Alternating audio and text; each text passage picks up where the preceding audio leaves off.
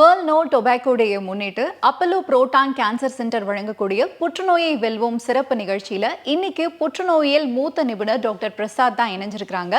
அவங்க கூட பேசுறதுக்கு முன்னாடி ஒரு முக்கியமான விஷயம் என்னன்னா, உலக சுகாதார அமைப்பு இந்த இயர்ல ஒரு தீம் கொண்டு வந்திருக்காங்க. அது என்னன்னா, இப்ப இருக்கக்கூடிய யங்ஸ்டர்ஸ் இந்த புகையிலை பழக்கத்துக்கு அடிமையாகிறாங்கல்ல, அவங்கள அதிலிருந்து மீட்டெடுக்கிறதுக்கான முயற்சியா தான் இந்த தீம் அவங்க கொண்டு வந்திருக்காங்க. இதை பத்தி பேசுறது மட்டும் இல்லாம லங் கேன்சர் பத்தியும் நம்ம நிறைய விஷயங்கள் டிஸ்கஸ் பண்ண போறோம். வாங்க பேசலாம். வணக்கம் டாக்டர். வணக்கம்.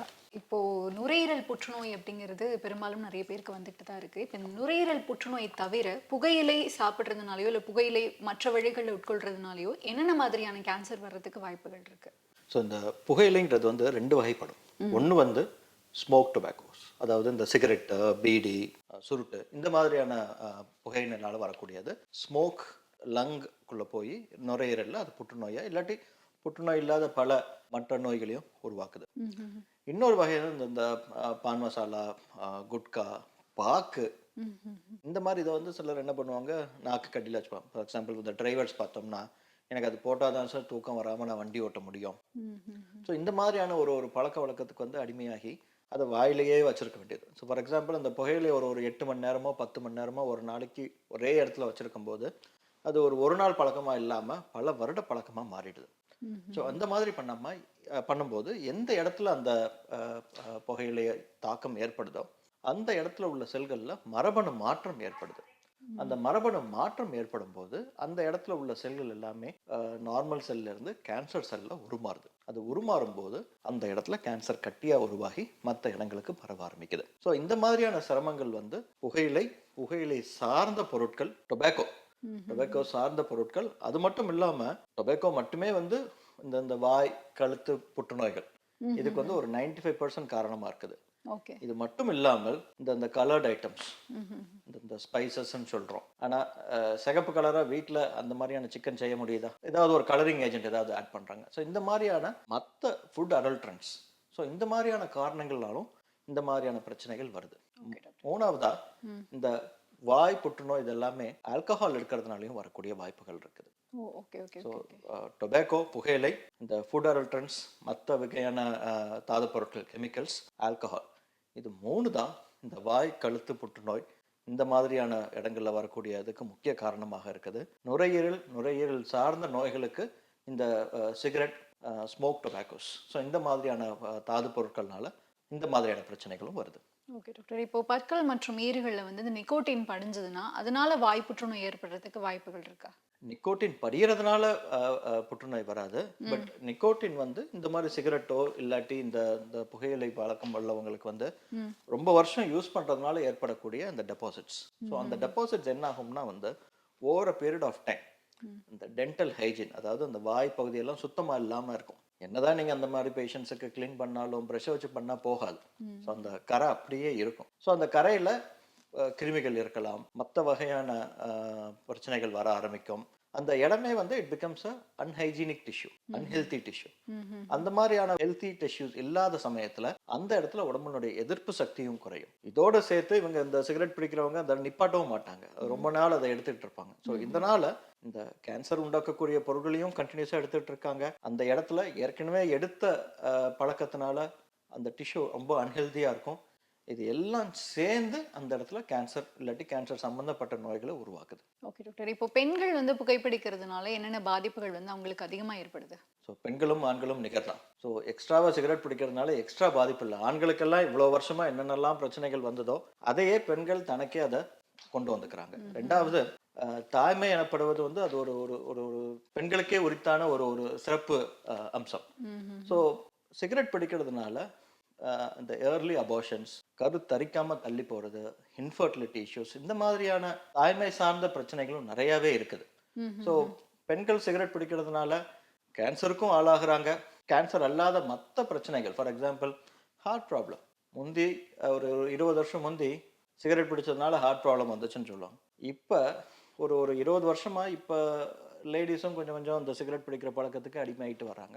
இப்போ மேலை நாடுகளில் உள்ளக்கூடிய அந்த வெஸ்டர்ன் இன்ஃப்ளூயன்ஸ் எல்லாமே இப்போ நம்ம ஊர்லேயும் பார்க்க முடியுது. தமிழ்நாடு ரொம்ப கன்சர்வேட்டிவ் பிளேஸ், ரொம்பவே ஒரு ட்ரெடிஷ்னல் ப்ராக்டிசஸ் ஃபாலோ பண்ணக்கூடிய இடம். இருந்தாலும் இப்போ சென்னைன்னு பார்க்கும்போது வெளியூர்லேருந்து வந்து வேலை பார்க்குறாங்க, நம்ம பிள்ளைங்க வெளிய இடத்துல போய் வேலை பார்க்குறாங்க, படிக்கிறாங்க. ஸோ அந்த மாதிரி இருக்கும்போது அந்த வெஸ்டர்ன் இன்ஃப்ளூயன்சஸ் ஏற்படும் போது இந்த மாதிரியான பழக்க வழக்கங்களுக்கு ஆளாகும் போது பிரச்சனைகள் ஆண் பெண்ணுன்னு பாராமல் இரு பிரிவினருக்கும் வரக்கூடிய பிரச்சனைகள் இதெல்லாம் தவிர்க்கக்கூடிய பிரச்சனைகள்.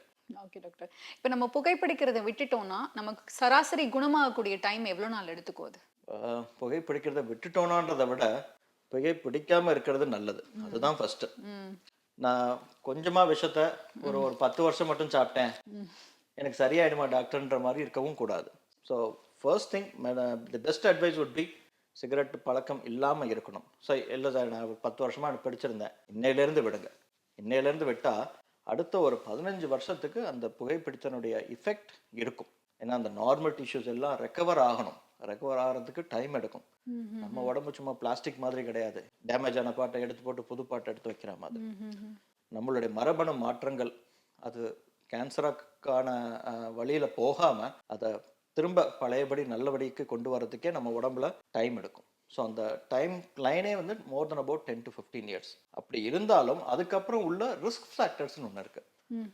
50 வயசுல ஒருத்தருக்கு புகைப்பிடிக்கிறத நிப்பாட்டினார்னா 65 வயசு 70 வயசுக்கு மேலே தான் அவர் கொஞ்சம் நார்மலைஸ் ஆகும். ஆனால் அந்த வயசுனால ஏற்படக்கூடிய மற்ற ப்ராப்ளம்ஸ், இப்போ சாப்பாடுனால இல்லை கொலஸ்ட்ரால்னால இல்லை வேற பழக்க வழக்கங்கள்னால stress, there are so many other factors. So இந்த மாதிரி பலதரப்பட்ட காரணங்களால் என்ன ஆகும்னா வந்து சிகரெட் பிடிக்கிறதுனால ஏற்படக்கூடிய ரிஸ்க் குறைஞ்சாலும் வயசுனாலையும் மற்ற ஃபேக்டர்ஸ்னாலையும் ஏற்படக்கூடிய ரிஸ்க்னால இந்த மாதிரியான பேஷண்ட்ஸுக்கு நோய் வரக்கூடிய வாய்ப்புகள் நிறையவே தான் இருக்குது. Okay doctor. இப்போ நீங்க புகைப்பிடிக்கிறத நம்ம வந்து இப்போ விட்டா கூட 10-15 வருஷத்துக்கு அதனுடைய தாக்கம் இருக்கும் அப்படின்னு சொல்லியிருந்தீங்க இல்லையா? இப்போ புகைப்பிடிக்கிறத நம்ம எப்படி விடுறது? அதை பத்தி சொல்லுங்க. முதல்ல புகைப்பிடிக்கிறதுக்கு தேவை தன்னம்பிக்கை, மன அடக்கம், மோட்டிவேஷன். நான் இன்னையிலேருந்து சிகரெட் பிடிக்கக்கூடாதுன்ற ஒரு ஒரு ஒரு மனதிடம் வேணும். இப்போ என்னோட ஃப்ரெண்ட்ஸே நிறைய பேர் இருக்காங்க, 10 தடவை சிகரெட் பிடிக்கிறத விட்டவங்க. அவங்க விடவே இல்லை, சிகரெட் பிடிச்சு திரும்ப அந்த பழக்கத்துக்கு அடிமையாகிறாங்க. புகைப்பிடிக்கிறத விடுறதுக்கு முதல்ல தேவையானது மன அடக்கம். சிகரெட் பிடிக்கிறத நிப்பாட்டி ஆகணும் அப்படின்ற ஒரு உணர்வு தனக்குள்ளே வரணும். இரண்டாவது, அதை கன்சிஸ்டண்ட்டாக கடைப்பிடிக்கணும். ஒரு 10 நாள் சிகரெட் பிடிக்காமல் இருந்தேன், 11ஆவது நாள் அந்த தன்னடக்கம் போயிடுச்சு, மனக்கட்டுப்பாடு போயிடுச்சுன்னு போயிடக்கூடாது. ஸோ கண்டினியூஸாக நான் பிடிக்கக்கூடாதுன்னா இனி வாழ்க்கைக்கும் சிகரெட் தொடவே கூடாதுன்ற ஒரு மனக்கட்டுப்பாடு ஒன்று தேவை. So 90% of the time motivation இருந்தாலே போதும். ரெண்டாவது, இப்போ ஃபார் எக்ஸாம்பிள் சிகரெட் பிடிக்கிறது தனியாக போய் பிடிக்க மாட்டாங்க, நண்பர்களோட போவாங்க. ஸோ அப்படி இருக்கும்போது நண்பர்களுடைய அந்த motivation should also be extended towards the friend circle as well. அவங்களும் சிகரெட் பிடிக்கக்கூடாது, இவரையும் தூண்டி விடக்கூடாது. ஸோ அந்த மாதிரியான ஒரு ஹெல்த்தி என்விரான்மெண்ட் ரெண்டாவதாக இருக்கணும். நான் என்ன பண்ணாலும் என்னால் கட்டுப்படுத்த முடியல சார், நான் ஒரு 10 நாளுக்கு அப்புறம் 15 நாளுக்கு அப்புறம் எனக்கு இந்த ஹேபிட் திரும்ப அடிக்ட் ஆகிடுறேன் அப்படின்னா தயவு செஞ்சு உங்கள் ஊரில் உள்ள வீட்டுக்கு பக்கத்தில் உள்ள psychiatrist, there are lot of de addiction centres. So அவங்ககிட்ட இதெல்லாமே வந்து அவுட் பேஷண்ட் ட்ரீட்மெண்ட் தான், இதுக்காக அட்மிஷன் ஆகணும் இல்லை வேறு மாதிரியான ஒன்றுமே கிடையாது. அவுட் பேஷண்ட்டாகவே அந்த சைக்கியாட்ரிஸ்ட்டை பார்த்துட்டு அவங்க மூலமாக இந்த டி அடிக்ஷன் மெடிகேஷன்ஸ்லாம் நிறையா இருக்குது. ஸோ இந்த மாதிரியான மெடிகேஷன்ஸ் எடுத்துக்கும் போது இந்த சிகரெட் பிடிக்கணும் அப்படின்ற அந்த ஒரு உணர்ச்சியும் இருக்காது, சிகரெட் பிடிச்சே ஆகணுன்ற ஒரு கட்டாயம் ஒரு உந்துதல் இருக்கும். அந்த மாதிரியான ஒரு அன்னெசரி மோட்டிவேஷன்ஸ் இருக்கவே இருக்காது. ரெண்டாவது, over a period of time இந்த மாதிரியான மெடிகேஷன்ஸ் மூலமாக இந்த சிகரெட் பிடிக்கிறதுல பழக்கத்துலேருந்து அறவே வெளியே வந்துட முடியும். ஸோ இந்த மாதிரியான ஸ்டேஜ்ட் அப்ரோச் படிப்படியாக பேஷண்ட்டும் தனக்குள்ளே உணரணும், பேஷண்ட்டுக்கு உதவியாக அவங்களோட என்விரான்மெண்ட்டும் இருக்கணும். இதையும் மீறி ஒரு மெடிக்கல் ஹெல்ப் தேவை அப்படின்னா அதுக்குரிய மெடிக்கல் சென்டர்ஸும் இருக்குது. Okay doctor. இப்போ நமக்கு வந்து தொடர்ச்சியாக ஒருத்தவங்க இருமிக்கிட்டே இருக்காங்க அப்படின்னா எந்த டைமில் அவங்களுக்கு வந்து உடனே நம்ம டாக்டர்கிட்ட போகணும் அப்படின்னு எந்த டைமில் நீங்கள் சொல்லுவீங்க? அந்த இருமல் வந்து எப்போ வந்து டேஞ்சரஸாக மாறுது? டேஞ்சரஸ் ஏன் இரும்புறோம்? மூச்சோட இயற்கையில் பார்த்தோம்னா நம்ம மூச்சு குழாயில் ஏதாவது ஒரு சிரமமோ இல்லை ஏதாவது ஒரு பிரச்சனைகளோ இருந்தால் அதை இருமலாக வெளிப்படுத்துகிறோம். ஸோ எப்போ நிப்பாட்டணுன்றதை விட எப்போ இந்த மாதிரி இருமல் வருதோ, அதுவும் தொடர்ச்சியாக வருதோ, அந்த சமயமே ப்ராப்ளம் தான் அர்த்தம். ஸோ உடனே போய் மருத்துவரை அணுகணும். இது சிகரெட் பிடிக்கிறவங்களுக்கு முக்கியமாக என்னென்னா கேன்சர் மட்டும் வராது, கேன்சர் சம்மந்தப்பட்ட பல நோய்கள் இருக்குது, கேன்சர் இல்லாத நோய்களும் நிறையா இருக்குது. ஃபார் எக்ஸாம்பிள் ப்ராங்கைட்டிஸ், ஸ்மோக்கர்ஸ் டிசீஸ்னே சொல்லுவோம், இருமிக்கிட்டே இருப்பாங்க, க்ரானிக் ப்ராங்கைட்டிஸ்.